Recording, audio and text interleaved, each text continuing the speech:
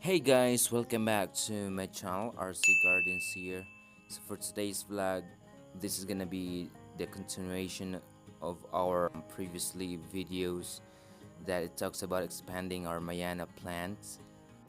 Basically from this video you will see how we plant our Mayana accordingly, and also you'll see how we propagate our Mayana cuttings.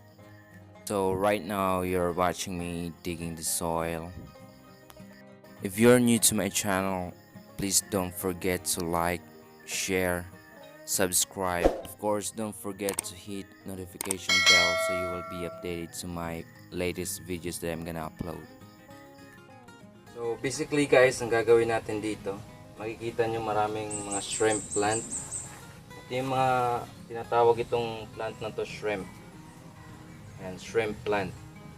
So ang gagawin natin dyan, tatanggalin natin, huhukayin natin hanggang sa pinaka ilalim niya pa, kasi ilipat natin sa ibang area o sa ibang lugar. Yan. So may mga crotons plant tayo dito, makikita nyo, kasi yan yung borderline natin. So hanggang dyan lang tayo magbungkal.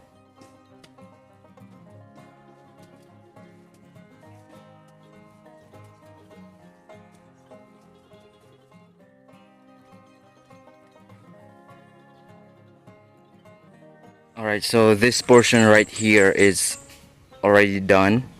Yan, makikita natin, bungkal na yung lupa. So we have here what we call this one, it's punso. So wag lang natin galawin yan. Yan, sa gilid ng bahay. Kasi matagal na yung bundok dyan.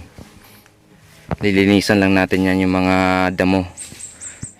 Next time na naman, dito na naman parte, ditong portion na to, hanggang doon. So unti-untiin lang natin to guys, hanggang matapos. These are another set of varieties that we're gonna plant right here. So as you can see, we have black dragon variety. This one is really beautiful. Ayan, makikita nyo guys.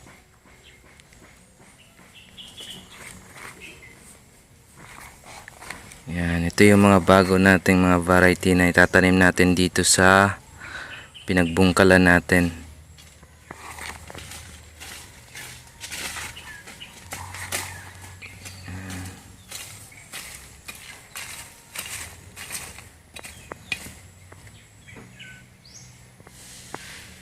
So before we plant this Mayana coleus plant right here, we will get some soil, because this soil is very good soil. Napakataba ng lupa na to dito guys, kasi napakaraming bulate or earthworms na tinatawag. Ayan. So kasi yung earthworms guys, yung mga bulate, nagpo-produce, tumatae kasi yan sila. At yung mga tain nila, yun yung nagpapataba ng mga halaman natin. Kaya maganda pag yung lupa natin maraming bulate. Ayan. So kukuha tayo ng lupa dito, at saka meron tayong carbonized rice hull. Ihahalo lang natin para maging mataba yung mga mayana natin na itatanim. Yun yung mga nabibili natin sa palengke, yung mga vermicast. Actually yun yung mga tae ng mga bulate. Kaya nabibili yun sa mga palengke. Ewan ko kung magkano. Pero yan yung pinanggalingan nun, yung mga tae ng bulate na makikita natin dito sa mismong lupa natin, di ba? So natural yung lupa natin dito, napakaganda. Kaya yung mga halaman natin napakataba.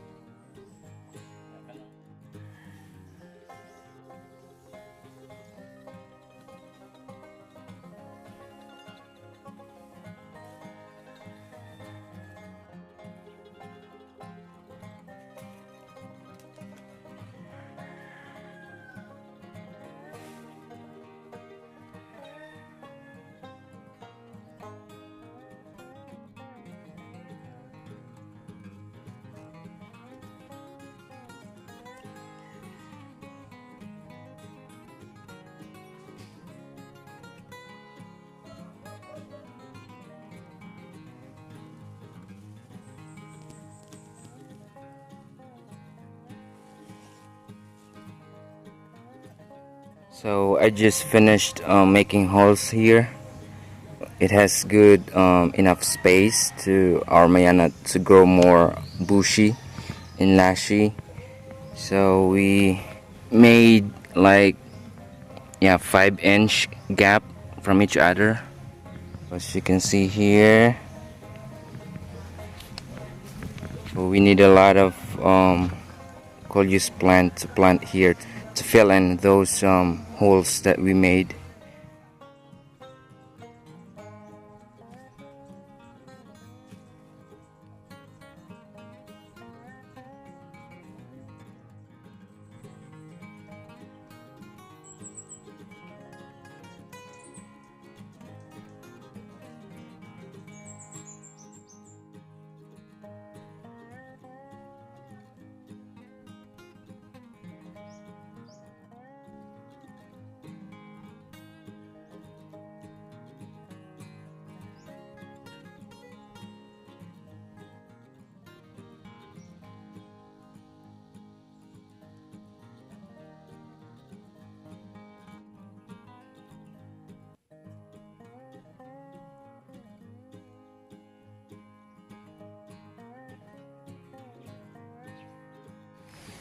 So ayan guys, kakatapos lang natin dito parte. So inabutan tayo ng medyo kunting ulan, pero ayos lang kasi tapos na tayo. So hanggang dito tayo. Yan. So simula dito papunta roon. Ayan yung mga variety na tinanim natin. Yan, napakarami na nila. Ayan.